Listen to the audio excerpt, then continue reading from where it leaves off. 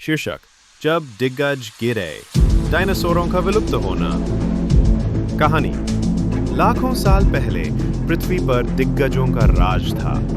विशाल आकार, शक्ति और विविधता वाले जीव, ये डायनासोर थे और वे पृथ्वी के हर कोने में विचरण करते थे।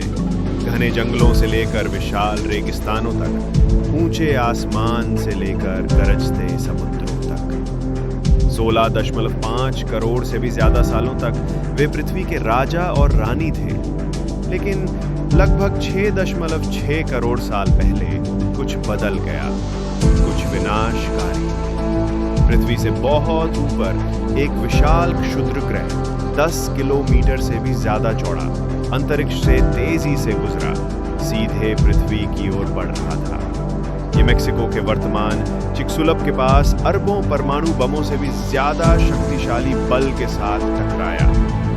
इस टक्कर से एक विशाल गड्ढा बन गया, पिघली हुई चट्टानें आसमान में उड़ गईं और महाद्वीपों में भीषण जंगल की आग भड़क निकली।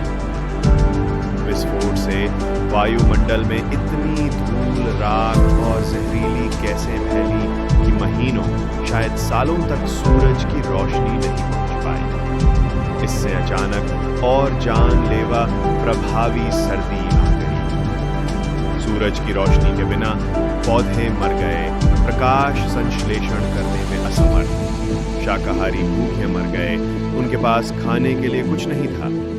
मांसाहारी भी उनके पीछे पीछे चले गए क्योंकि उनके शिकार गायब हो गए। समुद्र अम्लीय हो गए और समुद्री जीवन भी नष्ट हो गया।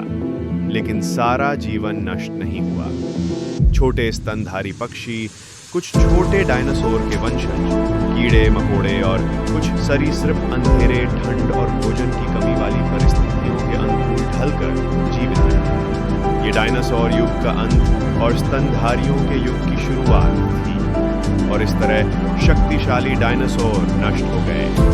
युद्ध या महामारी से नहीं, बल्कि अंतरिक्ष के अचानक प्रकोप और पृथ्वी के पारिस्थितिक तंत्र के नाजुक संतुलन के कारण। फिर भी कहानी यहीं खत्म नहीं होती। ऐसा माना जाता है कि पक्षी अंतिम जीवित डायनासोर हैं जो अपने प्राचीन पूर्वजों की विरासत को आकाश में ले जा रहे हैं। जब भी हम गौरैया, चील या तोता देखते हैं, हमें अतीत का एक अंश, उन विशालकाय जीवों की एक आहट दिखाई देती है।